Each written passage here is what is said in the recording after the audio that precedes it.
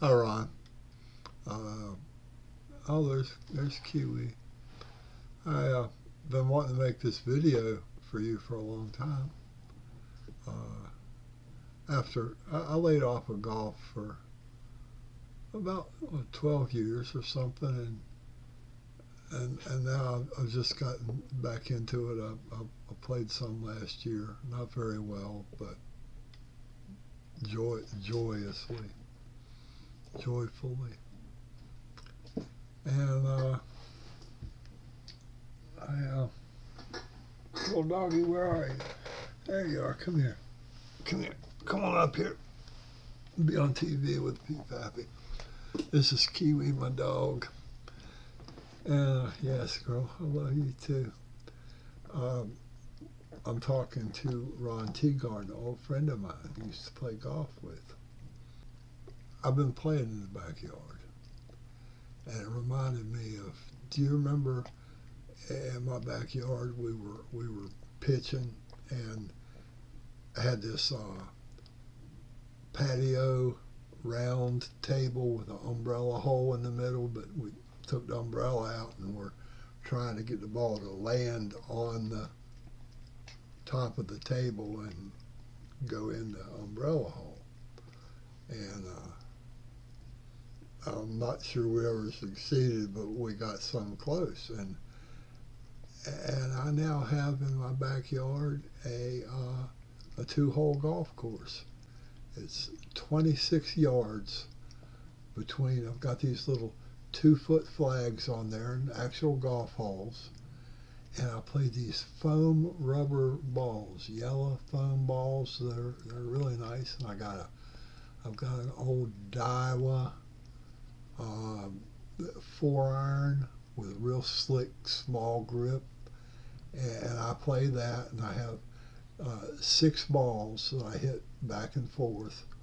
It's called uh, Davis Garage Golf Course, like Trump Tower, but better.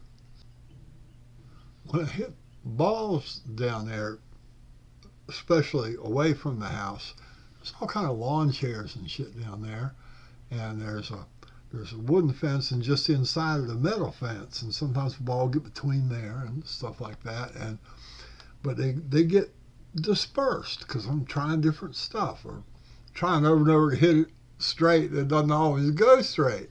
So anyhow, I what do you call?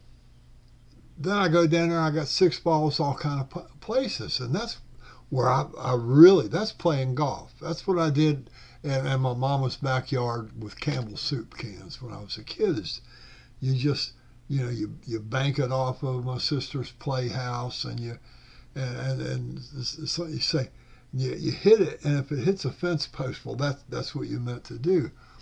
And with my foam balls in the backyard now, I have to hit them. What's the best way to get up to that hole in the fewest strokes? Do I try to go under the love seat, or do I hit back toward the fence to give myself a clear second shot? Those kind of decisions, and that's the very kind of gaming that this guy Stuart Armstrong is going to be talking about. And again, hope you enjoy. A few weeks ago, a guy called Stuart Armstrong sent me a direct message on Twitter. He's now the head of coaching for Sport England. But what really got me interested was that he said he knew why a lot of the golf lessons that I'd had hadn't really helped, and in fact, why some of them had actually made me worse. I did the PGA coaching course back in the day when you could be a level 2 coach, and yeah, it's a really interesting experience. But like one of the things I took away from it was I'd never played so badly in my life. Like I knew everything about the swing. I'd learned loads about impact factors and swing path and face angle and all these different dimensions. And so I knew exactly why I was pulling it straight left into the bunda, but I couldn't do anything about it. In all the sports I've played, whether it's cricket or hockey or anything else, we played lots of games and we and we developed little games that we could then do whether there's just two of you or what, whatever it is, and you could just like work things out. And that's how lots of young people get good at stuff. Lots of the kids, there's no surprise, like within the team games that I coach, lots of the kids who present as quite good happen to have someone to play with, which is where the skills get developed. So I did that. Lots of designer games. I used to create games. I used to have to create games, actually. I've told this story before, but I used to have to create games to get my younger brother to continue to bowl at me at cricket, because he'd get bored, because he couldn't get me out. So I said, right, I'll bat with a stump and I'll put pound coins on the stumps and I'll put 5 stumps down, to give him a chance. And I'd get him to bowl at me off 14 yards and all this sort of stuff. And now I realize that when I then did my coach ed, they taught me completely the opposite of that. It was teach technique. I was teaching people how to become good at something in exactly the opposite way that I became good at it.